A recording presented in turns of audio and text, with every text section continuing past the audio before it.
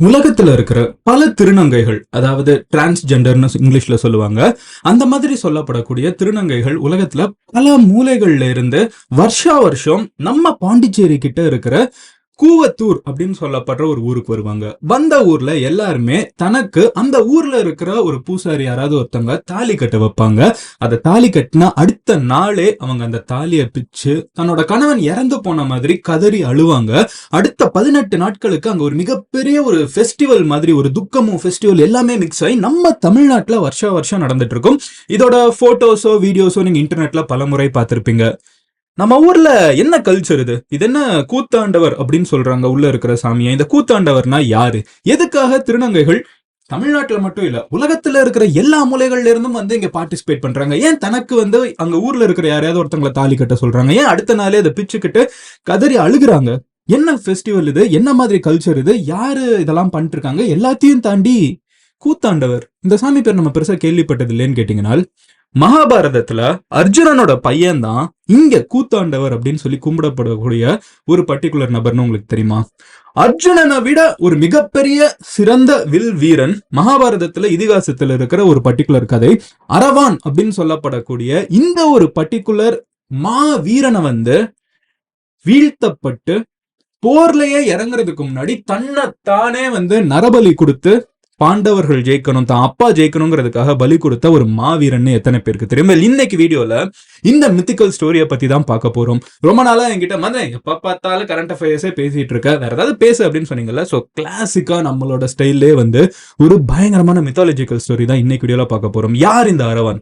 இந்த அரவன் எப்படி கூத்தாண்டவரா இன்னைக்கு தமிழ்நாட்டுல உட்கார்ந்துட்டு இருக்காரு? எதுக்கு உலகத்துல இருக்கிற பல மூலையில இருந்து வராங்க? இவரோட கதை என்ன? மகாபாரதத்துல இருக்கிற கர்ணன் கதையோ அர்ஜுனன் கதையோ எல்லாருக்கும் தெரியும். கூத்தாண்டவர் கதை எத்தனை பேருக்கு தெரியும்? இன்னைக்கு தெரிஞ்சுப்பீங்க. Let's get started. பட் அதெல்லாம் பார்க்க ஆரம்பிக்கிறதுக்கு முன்னாடி நீங்க நம்ம சேனலை சப்ஸ்கிரைப் பண்ணலாம், சப்ஸ்கிரைப் பண்ணுங்க. அப்போனா தான் இந்த மாதிரி ரேரான வீடியோஸ் உங்களுக்கு நான் போஸ்ட் பண்றப்ப எனக்கு இத்தனை பேர் சப்போர்ட் பண்றீங்கிற ஒரு மிகப்பெரிய பூஸ்ட் கொடுக்கும். Let's get started. Hello everyone, நான் Madan Gowri and hello my dear MG squad.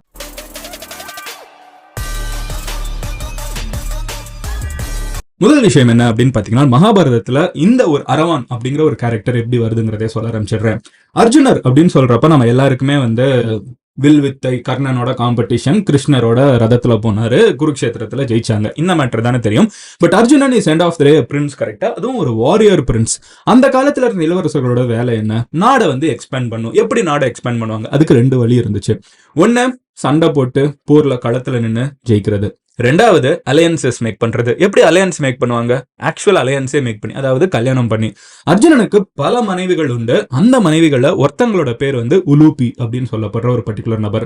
இந்த உலூபி அப்படிங்கிறவங்க யாருனால் நாக இனத்தை சார்ந்த ஒருத்தங்க, ஓகேவா? ஸோ பிரிட்டி வந்து இந்த பாம்புன்னு நம்ம இன்னைக்கு சீரியல்ல நீங்க காமிச்சீங்கன்னா கூட ரொம்ப அழகான ஒரு பெண்ணை காமிப்பாங்க, கரெக்டா? அப்போ வந்து இங்க இருக்கிற எல்லா நாகத்துக்கும் ஒரு மதர் ஸ்னேக் அப்படின்னு வச்சுக்கோங்களேன். அப்ப எவ்வளவு பெரிய ஒரு பேரழகியா இருந்திருக்கணும்னு யோசிச்சு பாருங்க. ஸோ அவ்வளோ ஒரு பயங்கரமான ஒரு பியூட்டி. ஸோ இந்த உலூபி அப்படின்னு சொல்லப்படுற ஒருத்தங்க இருந்திருக்காங்க. அண்ட் ஒரு முக்கியமான ஃபீட்பேக், இந்த அரவான் கதைக்கு வந்து பல வெர்ஷன்ஸ் இருக்குது. ஆல்ரெடி இதுல ஒரு வெர்ஷன் நான் மேக் பண்ணியிருக்கேன், இது 2வது வெர்ஷன் நான் மேக் பண்ணிட்டு இருக்கேன். த மோர் ப்ராமினன்ட் ஒன் இதுதான். ஸோ இந்த உலூபி அப்படிங்கிற ஒருத்தங்க இருக்காங்க. அவங்க வந்து அர்ஜுனனை மீட் பண்றாங்க.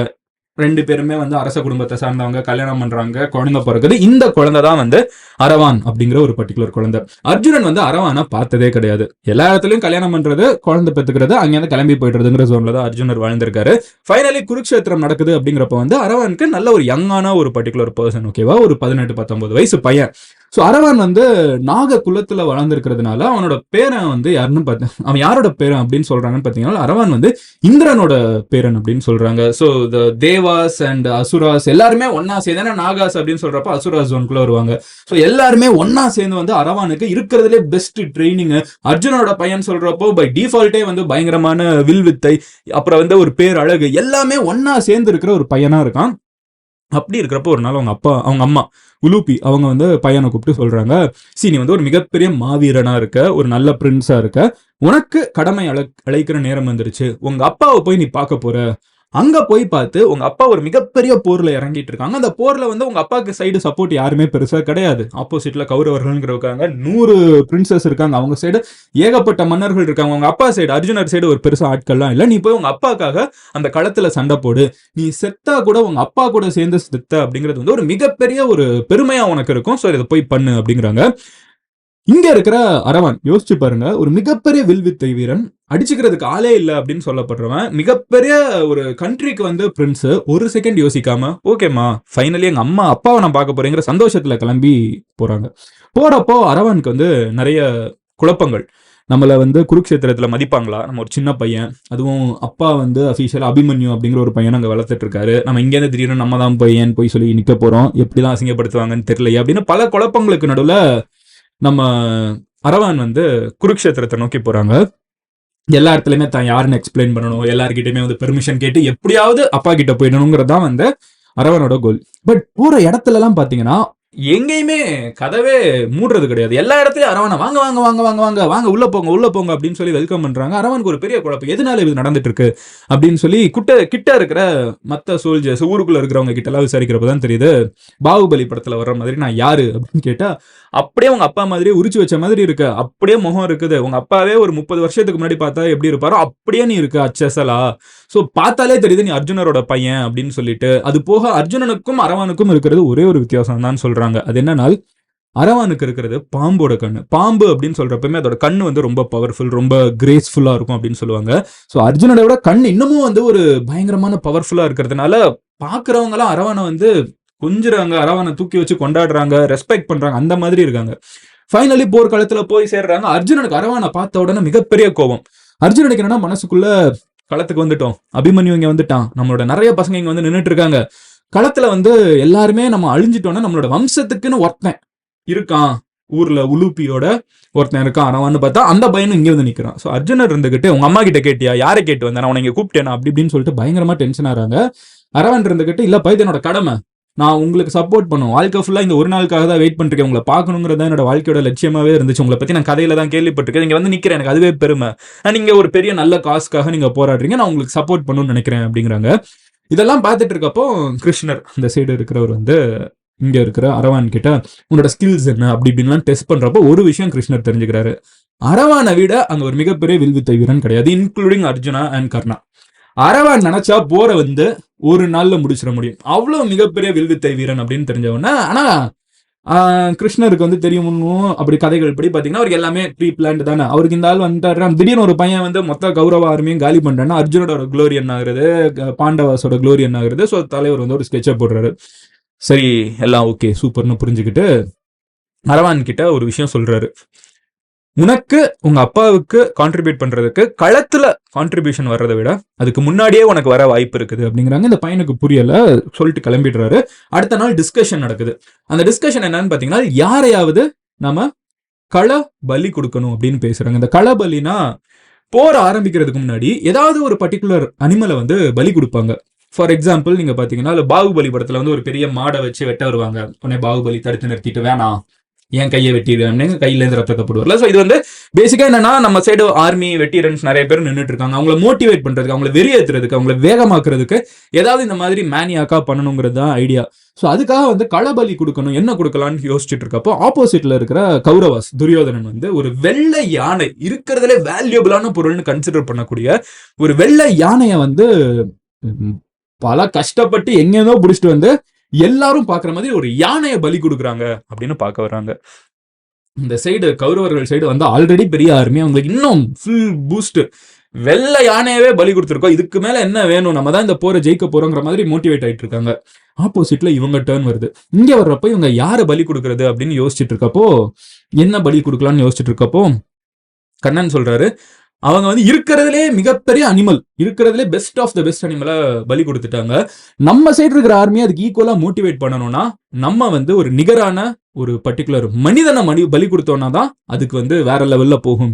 ஆனா மனிதனை பலி கொடுக்கறதுன்னா ரேண்டமா ஒரு சோல்ஜரை போய் நிறுத்தி வச்சோம்னா அது ஒரு ஃபீலிங்கே இருக்காது. ஆப்போசிட்ல இருக்கிறவங்களாம் அண்ணன் தம்பி, அப்படி இருக்கிறப்போ சொந்தக்காரங்கள்ல ஒருத்தனையே பலி கொடுத்துட்டாங்க, இனிமே யாருமே தடுக்க முடியாது அர்ஜுனனை அப்படின்னு நினைக்கிற அளவுக்கு ஒரு ஸ்ட்ராங்கான ஒருத்தங்களை பலி கொடுக்கணும்னு யோசிக்கிறப்போ கண்ணன் சொல்றாரு, நான் என்னைய பலி கொடுக்குறேன் அப்படிங்கிறாரு, தன்னைத்தானே பலி கொடுத்துக்கிறேங்கிறாரு.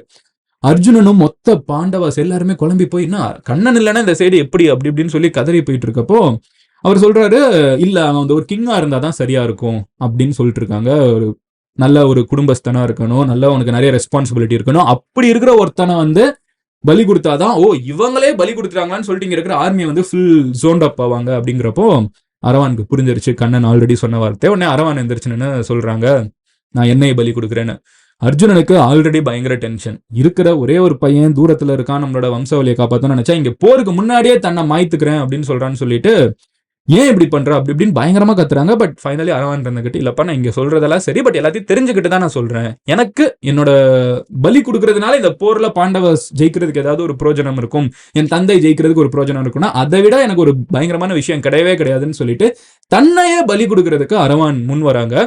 அந்த நேரத்துலதான் கண்ணன் இருந்துகிட்டு ஒரு செகண்ட் வெக்ஸ் ஆகி அவரே வந்து ஒரு மாதிரி கலங்கி போறாரு. இதெல்லாம் நடக்கும்னு தெரிஞ்சாலும் நடக்கிறப்ப ஒரு ஆச்சரியம், என்னடா இப்படி ஒரு பையன் ஒரு முரண்டு பிடிக்காம ஒரு ஆட்டோமேட்டிக்கா வந்து இவ்வளவு ஒரு டெடிகேட்டடா ஒரு பையன் இருக்க முடியுமா, அப்பாவுக்கு இவ்வளவு டெடிகேட்டடா இருக்க முடியுமான்னு சொல்லி ஒரு மிரண்டு பாருங்க. பிரின்ஸ் எல்லாமே இருக்குது. ஸோ அரவான் கிட்ட வந்து சரி ஓகே, நாளைக்கு அவங்க அந்த சைடு கொடுத்து ஒரு பயங்கரமா ஒரு வைபை கிரியேட் பண்ணிட்டாங்க. நாளைக்கு வந்து இங்க நம்ம உன்னை பலி கொடுத்துட்டு அப்படியே போருக்குள்ள போலாம் அப்படிங்கிற ஒரு டிஸ்கஷன் வராங்க. பயங்கர அப்செட் இந்த சைடு அர்ஜுனனோட ஃபேமிலி சைடுலாம். பட் ஃபைனலி அரவான் ஒரு விஷயம் மட்டும் கேட்குறாங்க, சரி ஆனா எனக்கு 2 வரம் வேணும் அப்படின்னு சொல்லி கேட்குறாங்க கண்ணன் கிட்ட. கண்ணன் இருந்துகிட்டு சரி ஓகே என்ன வரம் வேணும் அப்படின்னு சொல்லி கேட்குறாங்க. அதுல ஒண்ணு வந்து எனக்கு திருமணம் ஆகணும். அந்த திருமணம் அப்படிங்கிற ஒரு விஷயம் வந்து அவங்க ஏன் சொல்றாங்கன்னா, அந்த காலகட்டத்தில் இருந்த கதைகள் படி ஒருத்தங்க பேச்சுலரா இறந்து போனாங்கன்னா அவங்களை புதைக்கப்படுவாங்க, ஒருத்தங்க கல்யாணமா இறந்து போனாங்கன்னா அவங்களுக்கு இருக்கிற சடங்குகள்லாம் கொஞ்சம் எக்ஸ்ட்ராவா இருக்குது, அதுக்கப்புறம் அவங்க வந்து ஃபியூனரல் நடக்கப்படுது. ஸோ இந்த டிஃபரன்ஸ் ஒன்று இருக்குதுங்கிறதால அவங்க சொல்றாங்க, எனக்கு வந்து ஒரு கல்யாணமான ஒரு ஆணா வந்து நான் இறந்து போகணும். 2வது வந்து இந்த போரை பாக்குறதுக்கு தான் நான் இவ்வளவு கஷ்டப்பட்டு வந்திருக்கேன். எங்க அப்பா நான் பார்த்ததே கிடையாது, இவ்வளவு தூரம் வந்துட்டேன். வந்த முதல் நாள் எங்க அப்பா சண்டை போடுறதுக்கு முன்னாடி நான் இறந்து போவேன்னு சொல்றீங்க. எல்லாருமே சொல்லுவாங்க நான் எங்க அப்பா மாதிரியே இருக்கேன் பாக்குறதுக்குன்னு. ஸோ எனக்கு ஒரு சான்ஸ் வேணும். நான் செத்ததுக்கு அப்புறம் நான் வந்து இந்த போரை எப்படியாவது பார்க்கணும்ப்பா, எனக்கு அது ஹெல்ப் பண்ணுங்க அப்படிங்கிறாங்க. கண்ணன் வந்து இது 2யும் கேட்டுக்கிட்டு சரி ஓகே டன் நான் அதை பாத்துக்கிறேன் அப்படின்னு சொல்லிட்டு அடுத்த நாள் வந்து நைட்டு ஃபுல்லா தூது அனுப்புறாங்க, ஊரு ஃபுல்லா தூது அனுப்புறாங்க. அரவான் ஒரு பயங்கரமான பிரின்ஸ், பியூட்டி அப்படின்னு சொன்னா, ஹேண்ட்ஸம் அப்படின்னு சொன்னா அரவான் தான் இலக்கணம்னு சொல்ற ஒருத்தனுக்கு வந்து மனைவி வேணும். ஆனா அடுத்த நாள் வந்து இறந்து போயிடுவாங்க. இறந்து போயிட்டாங்கன்னா என்ன சத்தி எல்லாம் இருக்கும், கூடவே சேர்ந்து அந்த என்ன கட்டையில எல்லாம் ஏறி சாகணும். ஸோ யாருமே எந்த பொண்ணுமே வரமாட்டேங்கிறாங்க, ரெடியா வரமாட்டேங்கிறாங்க. என்னது அடுத்த நாள் சாகுறதுக்கா அப்படிங்கிற மாதிரி. அப்போ கணவனும் போயிடுவாங்க, விடோஹுட் யாருமே இஷ்டமே கிடையாது. எவ்வளவு செலவு பண்ணாலும் சரி, எவ்வளவு காசு தரோன்னு சொன்னாலும் சரி, யாருமே வரமாட்டேங்கிறாங்க. இந்த மாதிரி ஒரு நேரத்துல தான் ஃபைனலி இந்த ஒரு நேர்மையான ஒருத்தனுக்காக, இவ்வளவு நல்லவனுக்காக, இவ்வளவு ஒரு நியாயமான ஒருத்தனுக்காக, இவ்வளவு லாயலான ஒருத்தனுக்காக நம்ம ஏன் இதை பண்ணக்கூடாதுன்னு சொல்லிட்டு கண்ணன் வந்து தன்னைத்தானே மோகினியா உருமாறிட்டு ஒரு இப்போ இந்த டிரான்ஸ்ஜெண்டர்ஸ் வந்து ஏன் அதை கொண்டாடுறாங்கன்னு தெரியுதா? ஸோ அவங்க வந்து ஒரு ஆண் வந்து பெண்ணா மாறி அரவானோட அந்த ஒரு ராத்திரி வந்து குருக்ஷேத்திரத்துல ஒன்னா இருக்காங்க. அடுத்த நாள் காலையில அரவான் கிட்ட வந்து அந்த அரவானோட ஒரு முக்கியமான ஒரு வரம் கல்யாணம் ஆனதுக்கு அப்புறம் தான் சாமங்கிறத நிறைவேறிடுச்சு. இப்ப அரவான் வந்து காளி முன்னாடி, அதே மாதிரி பாகுபலி செட்டப் தான், காளி முன்னாடி தன்னோட இடது கைனால தலைய பிடிச்சுக்கிட்டு வலது கைனால கத்தி எடுத்து தன்னோட தலைய தானே கம்ப்ளீட்டா ஒரு சொட்டு கேப் விடாம வெட்டி எடுத்து தலைய பாண்டவர்களுக்காக பலி கொடுக்குறாங்க. அந்த மொத்த வார் ஜோனே ஆப்போசிட்ல இருக்கிற கௌரவாசா இருக்கட்டும், இந்த சைடு இருக்கிற பாண்டவாசா இருக்கட்டும் மிரண்டு போறாங்க. அங்க ஒரு செகண்ட் வந்து எல்லாருமே அர்ஜுனனே செத்து கிடக்கிற மாதிரி பாக்குறாங்க. தம் பையனையே பலி கொடுத்துட்டாரு அர்ஜுனர், இதுக்கு மேல நான் யாரை பத்தி கவலைப்படணும், நான் எதுக்காக யோசிக்கணும், நான் இறங்கி சண்டை போடுறேன்னு சொல்லிட்டு பாண்டவாஸ் வந்து ஒரு வெறியா அந்த போர்ல இறங்குறாங்க. பட் அரவானோட 2வது ஒரு பர்டிகுலர் ஆசை இருக்குல்ல, இந்த போரை மொத்தமா பார்க்கணும்னு. இப்போ வந்து கண்ணன் அந்த தலையை கொண்டு போய் போரோட சென்டர்ல குருக்ஷேத்திரத்தோட நடுவுல வச்சிருங்க. மொத்த போரையும் இந்த தலை பார்க்கும். எங்கேயோ அரவானோட உயிர் இந்த உலகத்துல சுத்திட்டு இருக்க போகுது. இந்த கண்ணை ஆனா பார்க்கக்கூடிய எல்லா விஷயத்தையுமே அரவான் கிட்ட போய் சேர்ப்பாங்க. இந்த தலை, அரவானோட தலை வந்து போர்க்காலத்துல இருந்துகிட்டு அரவானோட உயிருக்கு காட்சிகளை காமிச்சுக்கிட்டே இருக்கும், அரவானோட ஆசைக்கு ஏற்ற மாதிரின்னு சொல்லிட்டு தலை நடுவில் வைக்கப்படுது. அதுக்கப்புறம் போர் முடியுது. பட் ஃபைனலி இந்த ஒரு பர்டிகுலர் தலை இருக்குல்ல, இந்த தலையை தான் வந்து நம்ம ஊர் கூவத்தூர்ல வந்து வச்சு செலிப்ரேட் பண்ணிட்டு இருக்காங்க. நீங்க கூவத்தூர் ஆண்டவர் அப்படின்லாம் போட்டு பாத்தீங்கன்னா ஒரு தலை மட்டும் தான் இருக்கும். அந்த தலை வந்து குருக்ஷேத்திர போரை பார்த்தது. அதனாலதான் அங்க எல்லாருமே வந்து திருநங்கைகள் ஒரு பயங்கரமான கூட்டமா இந்தியா ஃபுல்லா வேர்ல்டு ஃபுல்லா இருந்து கிளம்பி வந்து தனக்கு ஒரு காதலன் இருப்பதாகவும் தனக்காக ஒருத்தங்க மாறினதாகவும் நினைச்சு தாலி கட்டிக்கிட்டு அடுத்த நாள் அதையே பிச்சு அவங்க அழுது ஒரு துக்கம் அனுசரிச்சு ஒவ்வொரு வருஷமும் அரவான் எடுத்த இந்த ஒரு பர்டிகுலர் சாக்ரிஃபைஸ்க்காக இத்தனை வருஷம் கழிச்சு இன்னமுமே ரெப்ரசன்டேட்டிவா நம்ம கல்ச்சர்ல வச்சுட்டு இருக்காங்க. ஸோ இந்த அரவானோட கதை, கூத்தாண்டவரோட கதை, இந்த கூவாக்கம் கதை எல்லாத்தையுமே ஒன்னா உங்ககிட்ட நான் மறுபடியும் ரீஐட்ரேட் பண்ண நினைச்சேன். அதுக்காக தான் இந்த வீடியோ. இந்த மாதிரி வேற ஏதாவது இன்ட்ரெஸ்டிங்கான மித்தாலஜிக்கல் ஸ்டோரிஸ் உங்ககிட்ட சொல்லணும்னு நினைச்சீங்கன்னா அது என்னன்னு கமெண்ட்ல சொல்லுங்க. எனக்கு மகாபாரதத்தில் என்னைக்குமே பிடிச்ச ஒரு கேரக்டர் யாருன்னு பாத்தீங்கன்னா கர்ணன். பிகாஸ் ஒரு அன்குவெஸ்டன்டு லாயல்ட்டி அப்படிங்கிற ஒரு விஷயம் இருக்குல்ல. நீ எனக்கு கெட்டதே பண்ணாலும் நான் உனக்கு நல்லது பண்ணுவேன், நான் நல்லவனா இருப்பேன், அந்த ஒரு நீ எவன வேணும் இருந்திருக்கோம், பட் நான் உன்னோட நண்பன் அப்படிங்கிற ஒரு பர்டிகுலர் ஆஸ்பெக்ட் எல்லாம் வந்து எனக்கு பயங்கர கூஸ் பம்ஸான ஒரு பர்டிகுலர் கேரக்டர். இப்ப இந்த கேரக்டர் கேட்கிறப்போ அதை தூக்கி சாப்பிடுற மாதிரி இருக்கு. என்ன ஒரு கிரேஸ், என்ன ஒரு வேற லெவல்ல இருக்குது. கண்டிப்பா அரவான் வாழ்ந்தப்போ, கர்ணன் வாழ்ந்தப்போ அவங்களை யாருமே பெருசா செலிப்ரேட் பண்ணிருக்க மாட்டாங்க. ஆனா அவங்க இறந்து பல வருஷம் கழிச்சு அவங்க கதைகள் சொல்லப்படுறப்போ உலகமே திரும்பி பார்க்குங்கிற மாதிரி வந்து வேற லெவல்ல இருக்குது.